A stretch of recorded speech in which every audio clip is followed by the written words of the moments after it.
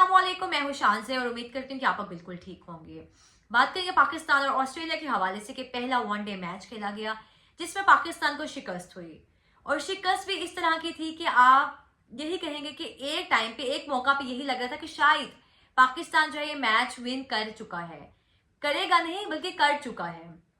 उसमें डिटेल में बात करेंगे और ये मैच था मेलबर्न क्रिकेट ग्राउंड में, एमसीजी में। और इस कंडीशन पे पाकिस्तानी बैटर्स को कोई मुश्किल पेश नहीं आनी थी, कोई ट्रबल में नहीं आना था उन्होंने। और ये कह लें कि ऐसी कंडीशन है जो पाकिस्तानी बैटर्स को सूट करती है। अगर आप बॉलिंग की बात कर लें तो बॉलर्स को भी इतनी मतलब परेशानी नहीं देती कि बॉलर्स के लिए भी ईजी है वहां पे बॉल करना। उसके बावजूद भी जीता हुआ मैच आप कैसे हार सकते हैं। अच्छा, इसके ऊपर आएंगे। सबसे पहली बात है कि पाकिस्तान ने पहले बैटिंग की और बैटिंग करते हुए साइम अयूब एक बार फिर से फेल हुए, नाकाम हुए।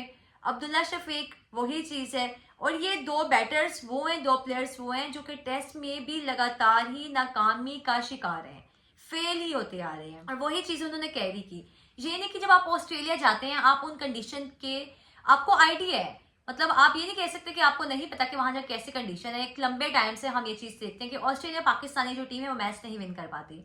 तो आप मतलब ऐसे कंट्री में जाने से पहले सीना की बात कर लें कि वहां पे तकरीबन ऐसी बाउंसी पिचेस होती हैं। साउथ अफ्रीका देख लें, वहां पे भी सेम यही चीज है। ऑस्ट्रेलिया में अच्छा वहां पे पर्थ ऐसी पिच है, गाबा है, जहां पे आप कह सकते हैं कि पाकिस्तानी जो बैटर्स हैं उनके लिए बहुत मुश्किल कंडीशन है वहां पे खेलना।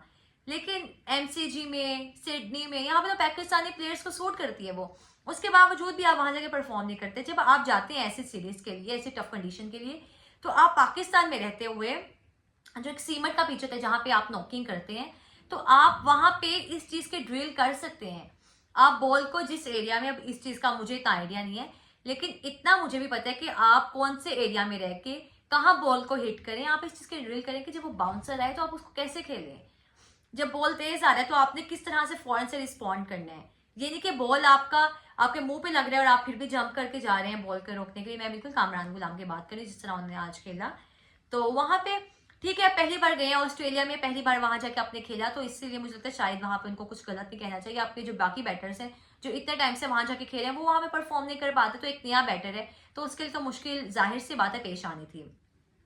लेकिन अगर आप देख लें कि बाबर जो है शुरू में बहुत अच्छी फॉर्म में नजर आए और बाबर को देख के यूं ही लगा कि शायद आज जो बाबर हैं वो एक 3 फिगर की तरफ जाएंगे। आप 2 भी ना कहें कि आप कह लें कि 50 करेंगे या फिर 80 कुछ बिग स्कोर करेंगे, नहीं, 3 फिगर की तरफ जा रहा था कि शायद जो बाबर हैं आज कुछ एक ऐसा करेंगे कि जो उनके ऊपर इतने टाइम से प्रेशर था कप्तानी का, वहां से उतरे, रेड बॉल में परफॉर्म नहीं कर रहे थे, ड्रॉप हुए फिर टेस्ट टीम से, तो बहुत सी चीजें थी।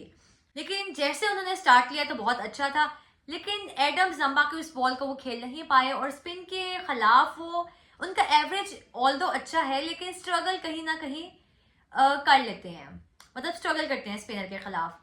तो मुझे लगता है कि उनको इस चीज़ से प्रैक्टिस करनी पड़ेगी। आप अपने सीनियर से, अपने जूनियर से आप हेल्प लें, जहाँ पे आपको लगता है कि आपको ज़रूरत है सीखने की तो आप सीखें, क्योंकि इंसान पूरी ज़िंदगी सीखता ही रहता है। अगर आप नहीं सीखेंगे और समझेंगे कि शायद अब हमें ज़रूरत नहीं है, तो फिर आपका बैक गियर लग जाता है। मैं बैक गियर वाला लफ्ज़ बहुत इस्तेमाल करती हूँ, आई थिंक सो मुझे नहीं करना चाहिए। आगे आने वाली वीडियोज़ में देखते मेरे में भी इम्प्रूवमेंट नज़र आती है कि नहीं। खैर, मैच पे वापस आएंगे, क्रिकेट पे बात करेंगे। और रिजवान ने 44 आई थिंक किए और रिजवान जिस तरह क्रिकेट खेलते हैं कि बस उनको विकेट बचानी है, उसके बाद वो जैसा मर्जी खेलें, स्लो खेलें, तेज खेलें, जैसे मर्जी शॉर्ट खेलें, क्योंकि वो एक बाबर को देख के पता चलता है कि बाबर जो है पैदा ही क्रिकेट खेलने के लिए, मतलब एक प्रॉपर बैट आप कह सकते हैं। लेकिन रिजवान ने बाकी प्लेयर्स में वो चीज़ नहीं है। और लेकिन सलमान अली आगा देख लें, कामरान गुलाम देख लें, परफॉर्म नहीं कर पाए। नियाजी ने अच्छा खेला और अच्छी शॉट्स खेलते हुए नजर आए, लेकिन रन आउट जो हो गए वहां पे, शायद अगर वहां पे रन आउट ना होते तो कहीं स्कोर आगे जा सकता था, मजीद बढ़ सकता था। लेकिन नसीम शाह, क्या बात है। अच्छा, नसीम शाह के बारे में कहूँगी कि नसीम शाह को अपनी फिटनेस पे काम करना चाहिए। अगर आप बॉलर हैं, आपने ओडीआई में, रेड बॉल क्रिकेट में आपने इतने इतने ओवर्स करवाने हैं, ओडीआई में भी आपको 10 ओवर करवाने पड़ते हैं, तो आप अपनी फिटनेस पे कॉम्प्रोमाइज ना करें, बाकी चीज़ें बाद में आती हैं। और लेकिन जिस तरह की उन्होंने बैटिंग की आज के मैच में, बहुत रिस्पॉन्सिबिलिटी ली लास्ट में आके, शहीन ने भी आके 20 रन बनाए, अच्छा खेला। नसीम ने 40 या 41 किए थे और जिस तरह की बैटिंग की, शॉट्स अच्छी लगाई, बहुत सुकून से, तहम्मुल से, और जहां उनको नजर आता है कि यहाँ पे गैप है, कोई फील्डर नहीं है, तो वहां पे शॉट्स भी खेली। लेकिन अच्छा, नसीम शाह के बारे में है कि उनके काफ़ी कह लें कि उनके जो बालों का हेयर स्टाइल है, हर चीज़ है, वो इमरान खान की तरह लगती है। और आज भी लोगों ने वीडियोस बनाए थे और सोशल मीडिया पे कि इमरान खान से कह रहे थे कि आप जो है इमरान खान की तरह लग रहे हैं। तो चलिए, तो बहुत अच्छी चीज़ है, लेकिन आप बाकी चीज़ों को भी उनकी फॉलो करें कि जो उनकी फिटनेस थी वो ग्राउंड के 10 चक्कर लगाते थे। तो एक पहली बात है कि एक पेसर है, अगर एक फास्ट बॉलर है तो फिटनेस में तो कॉम्प्रोमाइज बनता ही नहीं है ना। अगर आप बाकी प्लेयर्स को देख लें, बैटर्स को देख लें, बाबर को देख लें, तो या फिर बाकी आप कंट्रीज में देख लेंगे, फास्ट बॉलर इस तरह से इंजर्ड नहीं होते। भी बुमराह जब हुए थे तो उसके बाद आए, अपना फुली फिट हुए, रिहैब कंप्लीट किया, उसके बाद इतने उन्हें मैचेस खेलिए, सीरीज खेलिए, टूर्नामेंट्स खेलिए, वो अनफिट नहीं हुए। यहाँ पे एक मैच खेलो, 2 मैच खेलो, आपका बॉलर जो है अनफिट हो जाता है। तो इस चीज पे देखते हैं कि पीछे क्या वैलिड या क्या क्या सॉलिड रीजन है इसके पीछे। ये नहीं कि आप देखेंगे कि अच्छा भाई ये फिट नहीं था, कमर की दर्द है, ये हो गया, टांग का मसला हो गया। अब देखेंगे क्या वजह, आपके सारे जो बॉलर्स हैं इस तरह से क्यों अनफिट हो जाते हैं। लेकिन जहां तक बात है पाकिस्तान के बॉलर्स की कि क्या उन्होंने आज के मैच में परफॉर्म किया, अच्छा जहां तक बात है कि ऑस्ट्रेलिया की कि उन्होंने उस तरह क्रिकेट नहीं खेली, आपको कहीं ना कहीं आज उनकी जो टीम थी वो उस तरह से कह लेंगे तैयार नहीं थी या फिर उस तरह से परफॉर्म नहीं कर पाई। कि आपके जो बॉलर्स हैं उनको विकेटें मिल गई। नसीम ने अच्छी बॉलिंग करवाई, शहीन ने अच्छी बॉलिंग करवाई, लेकिन विकेट नहीं ले पा रहे थे। अच्छा वो कंडीशन ऐसी थी, जब हसनैन आए तो देखा कि फुल लेंथ पे जब बॉल कर रहे थे तो वहां पे भी फुल लेंथ पे बॉल करके आपको विकेट नहीं मिल रहा था। विकेट आपको तभी मिलना है इस कंडीशन पे जब आपने जाके हिट करना है और अच्छे पेस के साथ कि बॉल फौरन से निकले। मतलब कि अगर आपकी पेस अच्छी है, शहीन को अगर आप देख लें 133 135, ये उनकी पेस थी। तो आई थिंक 141 या फिर 140 तक आपकी होनी थी, क्योंकि अगर पेसर को वहां पे पेस ही रिक्वायर्ड थी। तो वो चीज नजर नहीं आई आज पाकिस्तानी बॉलर्स में। लेकिन ठीक है, हारिस रऊफ ने जो ग्लेन मैक्सवेल को जो आउट किया था वो बहुत बहुत अच्छा था। कह लें कि कमाल की बॉल थी, सही जगह पे हिट किया, सही एरिया में बॉल को हिट किया और जितनी स्पीड में वो बॉल निकला, और रिजवान ने शुक्र है वो कैच भी कर लिया और वो पहली बॉल पे आउट हो गए। तो रऊफ ने आके कहीं इनको समझ आ गई थी, लेकिन वही बात है, काफी अब फॉर्मर प्लेयर्स बात कर रहे हैं कि जब रऊफ ने अच्छी बॉलिंग करवाई थी तो आपको उन्हीं को कंटिन्यू करवाना चाहिए था। आपने बाकी जो ओवर्स हैं आपने उनसे क्यों नहीं करवाए। बहुत नींद आ रही है। तो ये चीज थी। बाकी हसनैन से बहुत ज्यादा एक्सपेक्टेशंस थी कि अच्छी बॉलिंग करवाएंगे, विकेट लेंगे, लेकिन वो चीज नजर नहीं आई।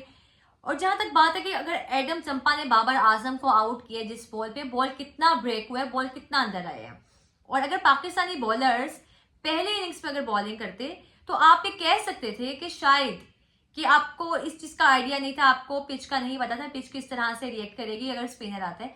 लेकिन अगर आप सेकंड इनिंग्स में आके बॉलिंग करवा रहे हैं, उसके बावजूद भी अगर आप स्पिनर का इस्तेमाल नहीं करें, ना अहली है आपकी, सेकंड इनिंग्स में भी आके स्पिनर का इस्तेमाल नहीं करे, उनको देखते हुए भी, तो फिर एक बात कही जाती है ना, एक तो इनके पास तालीम नहीं है, दूसरा ये सीखने की कोशिश भी नहीं करते।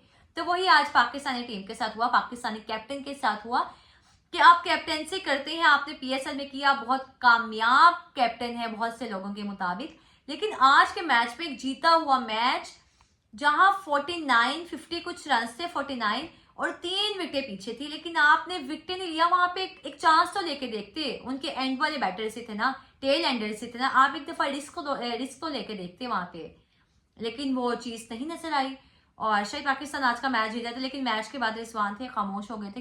खामोश होता है ना, आप प्लेयर को जाके कहें ठीक है कोई बात नहीं, वेल प्लेयर, या जिस तरह से आपने उनको बैक करने हैं, लेकिन रिजवान थे खामोश, क्योंकि उनको था कि मैं कैप्टन और पहला मैच में हार गया हूँ, तो अभी अगले मैचेस का भी वो इंतजार करें। और आज तो उन्होंने आपको इतना टफ टाइम नहीं दिया ऑस्ट्रेलियन टीम ने, लेकिन अगले मैचेस में देंगे। लेकिन जिस तरह की इनिंग्स खेली आज पैट कमिंस ने, पता चलता है कि वो मेंटली कितने स्ट्रांग प्लेयर हैं। और इस मैच में नहीं, बहुत सी जगह पे चीज नजर आई है। अफगानिस्तान के खिलाफ मैच में जहां पे मैक्सवेल ने रन बनाए थे और वहां पे सामने खड़े हुए थे 72 कुछ बॉल्स पे, तब भी उन्होंने 12 रन बनाए थे, लेकिन उन्होंने इनिंग्स बिल्ड की, वहां पे उनको जरूरत थी। यही चीज उन्होंने बहुत जगह पे अपनी टीम को ऐसे उन्होंने मैच जितवाया हुआ है। तो क्या बात है उनकी। और वहां पे मिचेल स्टार्क ने भी तखम्मुल से काम लिया, कोई गलत शॉट नहीं खेली, क्योंकि 9 विकेट गिर जाए फिर तो एक आपके पास चांस है कहीं ना कहीं से आप निकाल लेते हैं विकेट। लेकिन निकालने कहाँ से थी, आपने जब चांस नहीं लिया, वही बात है कि आप दिलेर कप्तान नहीं है, एक मैच में आइडिया हो गया। वैसे ओवरऑल अगर आप कह लें कि कप्तानी अच्छी थी, आपने प्लेयर्स को अप्रिशिएट बैक किया, या फिर किस तरह से आपने उनको मोटिवेट किया, या क्या चीज थी कि आज वो परफॉर्म कर सके। तो बाकी अगले मैच में देखते हैं कि इतनी टफ कंडीशन नहीं होगी, लेकिन क्या उसमें तब्दीली नजर आएगी, मुझे लगता नहीं, क्योंकि ओपनिंग में तब्दीली की जरूरत है। और अगर नसीम शाह की जहां तक बात हो रही है कि वो सीरीज से बाहर हो गए क्योंकि इंजरी का कोई इशू है, तो बोलते हैं आमिर जमाल आ जाएंगे टीम में, लेकिन मेरा ख्याल है कि अगर ओपनिंग में कुछ तब्दीली आ जाए, साइम अयूब को अगर आप बाहर बिठा के बाबर या रिजवान से अगर आप ओपन करवाते हैं, खैर बड़ी ज़रा अजीब सी मैं बात कर रही हूँ, लेकिन फिर भी, और आप अराफात मिन्हास को खिलाएं इस मैच में, उनको चांस दे, शायद आपको कुछ रिजल्ट डिफरेंट नजर आए। रिजल्ट का एक नया प्लेयर है, लेकिन आपको उस प्लेयर की एबिलिटी का आइडिया हो जाता है कि ये प्लेयर अगर इन कंडीशंस में आगे कहीं ना कहीं खेल है तो शायद ये आने वाले टाइम में मजीद अच्छा खेल सकते हैं। तो बाकी उम्मीद करते हैं कि पाकिस्तान टीम से अगले 2 मैचेस हैं जीते और कुछ हमें भी खुशियां दे। और इसी के साथ मुझे इजाज़त दीजिए, अपना बहुत सारा ख्याल रखिएगा, अल्लाह हाफिज़।